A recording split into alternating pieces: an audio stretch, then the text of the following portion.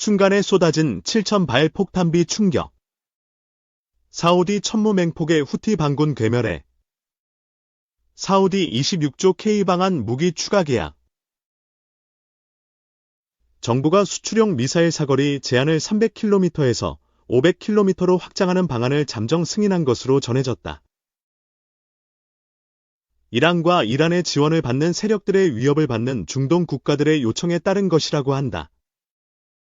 방위사업청이 미사일 수출 변경 사안을 최종 승인하면 수출이 가능해진다.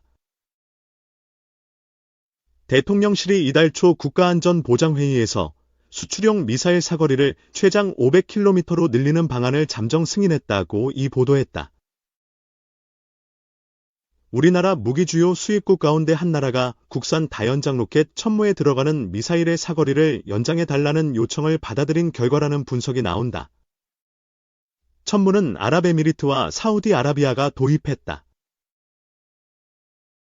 우리나라는 지난 2021년 한미 미사일 지침 해제로 사거리 제한이 사라졌다. 하지만 수출용 미사일은 미사일 기술 통제 체제 MTCR에 따라 사거리 300km 미만의 제한을 받는다. 군 소식통은 하지만 별 문제가 없을 것이라는 해석을 내놨다. 미사일 수입국이 대량 살상무기 수입을 하려는 것이 아니다라고 근거와 함께 해명을 내놓으면 규제를 피할 수 있다는 것이다. 방산업계는 우리나라가 이 같은 결정을 내리기 전에 미국이 이미 동의했을 것이라고 풀이했다.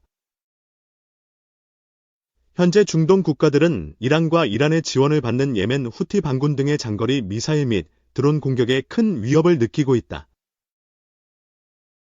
이란은 이스라엘뿐만 아니라 주변 순위파 국가들을 향해서도 위협을 가하고 있다.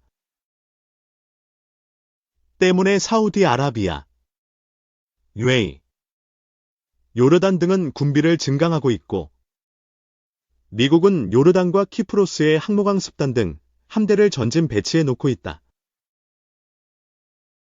이들 국가가 사거리 500km 미사일을 도입하게 되면 이란을 직접 타격할 수 있게 된다. 하나에어로 K9 자주포 유저클럽 10개국 눈앞. 하나에어로스페이스는 방산 분야에서 40년간 쌓아온 기술로 한국군에 다양한 무기를 공급하고 해외 시장 공략에도 적극 나서고 있다. 동유럽은 하나에어로스페이스의 새로운 시장이다. 러시아의 우크라이나 침공 여파로 군비 확장 중인 폴란드가 대표적이다. 하나에어로스페이스와 K9 자주포, 다연장 유도무기 천무를 조달하기로 했는데 계약 규모는 8조 원을 넘어섰다. 지난해 12월 K9 2차 실행 계약에 이어 올 4월 천무 2차 실행 계약도 체결했다.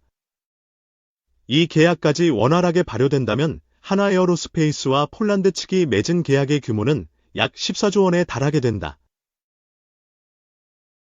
수출 시장 공략을 위한 끊임없는 시도와 국제사회의 안보 불안 등 대외적 요인에 따라 하나에어로스페이스는 지난해 사상 최대 실적을 기록했다.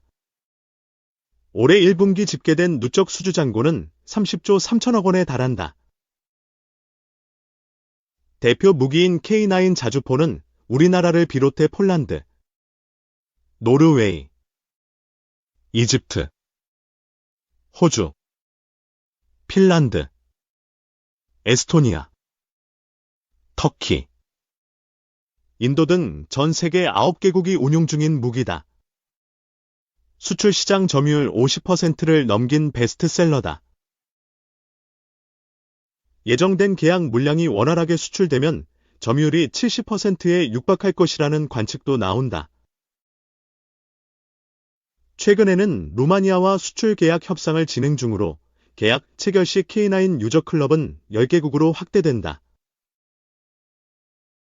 중동 시장 진출도 속도를 내고 있다. 지난 2월 사우디 리야드에서 열린 월드 디펜스 쇼 2024 전시회에는 K9 자주포 실무를 전시했다. 한국산 K9 자주포 엔진 개발 이후 최초로 사우디 전시회에 K9 자주포 실무를 선보인 것이다. 회사 관계자는 엔진 기술을 갖고 있는 독일의 승인 없이도 원활한 수출이 가능해졌다는 점을 강조하기 위한 행보라고 말했다. 국산 엔진 확보는 호주 정부와 2023년 12월 공급 계약을 맺은 레드백의 해외 수출에도 긍정적인 영향을 미칠 전망이다. 레드백에는 K9 자주포와 동일한 1000마력 엔진이 탑재되기 때문이다. 하나에어로스페이스가 수출용으로 최초로 기획 개발한 무기체계인 레드백은 자주포와 장갑차 등 지상장비 분야에서 축적한 기술과 경험으로 개발됐다. 통상 국내 군의 소요에 맞춰 개발하는 것과 달리 처음부터 해외 수출을 목표로 상대국이 요구하는 사양을 빠른 시일 내에 맞춰서 전략적으로 공급할 수 있는 수출 시스템을 만든 것이다. 엔진과 같은 핵심 기술의 확보는 최우선으로 꼽는 과제 중 하나다. 이를 위해 하나에어로스페이스는 미래 방산 수출 확대를 위한 최우선 핵심 기술로 첨단 항공 엔진을 꼽고 있다. 첨단 항공 엔진은 한국형 전투기 이상급의 기체에 탑재될 독자 개발 엔진을 말한다. 하나에어로스페이스는 한국에서 유일하게 항공 엔진을 생산하는 기업이다. 전 세계에서 항공 엔진을 개발할 수 있는 기술력은 미국과 영국, 프랑스 등 일부 선진국만 보유하고 있는데 그 속에서 하나에어로스페이스는 존재감을 드러내고 있다. 하나에어로스페이스는 그동안 구축 기술력을 바탕으로 독자 첨단 항공 엔진을 개발할 계획이다. 3. 북 우크라전 파병의 세계 불안감, 서방 지원 동반 확대 가능성 높아. 북한의 우크라이나전 파병 소식이 전 세계를 불안하게 만들었다. 북한군의 역할과 전세에 대해 전문가 의견은 다르지만 러시아와 우크라이나 전쟁이 더욱 장기화될 가능성이 높일 것이란 전망이다. 영국 포츠머스대 전쟁학 프랭크 레드워지 부교수는 북한군이 최전선 전투에 투입되기보다 공병 업무, 트럭 운전, 참호 파기, 차량 수리와 같은 지원 역할에 이용될 가능성이 크다고 예상했다. 레드위즈는 러시아군은 러시아어를 하지 못하는 대규모 병력을 원하지 않을 건지라며 러시아인들이 일을 하는 방식을 고려하면 만약 북한군이 최전선 근처에 있다면 빠르게 패배할 것이라고 말했다. 미 해군 특수부대 네이비실 출신인 군사전문가 척 파러도 북한군이 러시아군과 함께 직접적인 전투에 참여할 가능성은 낮다고 내다봤다. 이어 현 정보에 기반했을 때 도네츠크에 있는 북한 부대는 전략군, 미사일 병사, 기술자, 로켓포 전문가가 포함되어 있다고 주장했다. 파러는 북한군과 우크라이나군이 직접 전투를 벌인 경우 우크라이나군은 10년 이상 전투 경험이 있는 데다 북대서양조약기구 최정예 부대들로부터 훈련받았다며 반면 북한은 70여 년 전 1953년 한국전쟁 휴전 이래 대규모의 실제 전투 작전을 벌인 적이 없다고 지적했다. 단, 북한의 러시아군 지원으로 인해 우크라이나 전쟁 상황은 장기화될 조짐이다. 프랭크 레드워즈는 현 상황은 우크라이나에게 매우 위험하다.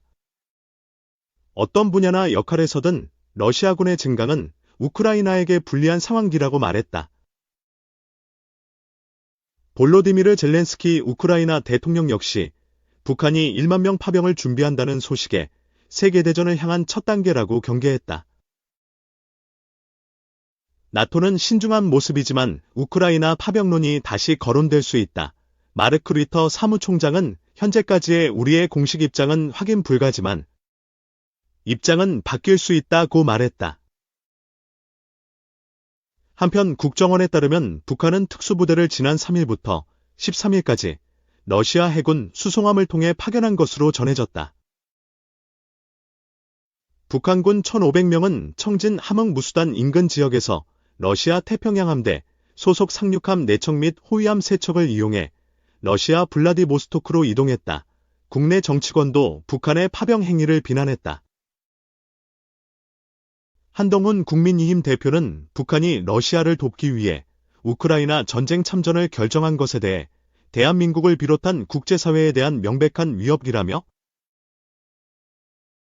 북한 참전에 대한 러시아의 반대 급부로서 핵잠수함 건조, ICBM 재진입 기술, 대공미사일 등 핵심 원천 기술이 제공될 가능성도 제기되고 있다고 말했다. 한 대표는 북한의 러시아 파병 동태를 초기부터 면밀히 추적해온 우리 정부는 우방국과 공조하며 필요한 조치를 적극적으로 강구할 것이라고 밝혔다며 우리 정부의 대응과 조치를 지지하며 평화를 위협하는 북한을 강력히 규탄한다고 했다. 더불어민주당도 국가안보상황점검위원회를 열고 북한의 우크라이나 전쟁 참전을 규탄했다. 민주당 안보위는 북으로 군사동맹이 현실화된 것이라며 정부는 국민을 안심시킬 수 있도록 신중한 상황 관리를 해야 하며 불필요한 긴장을 고조시키지 않길 촉구한다고 강조했다.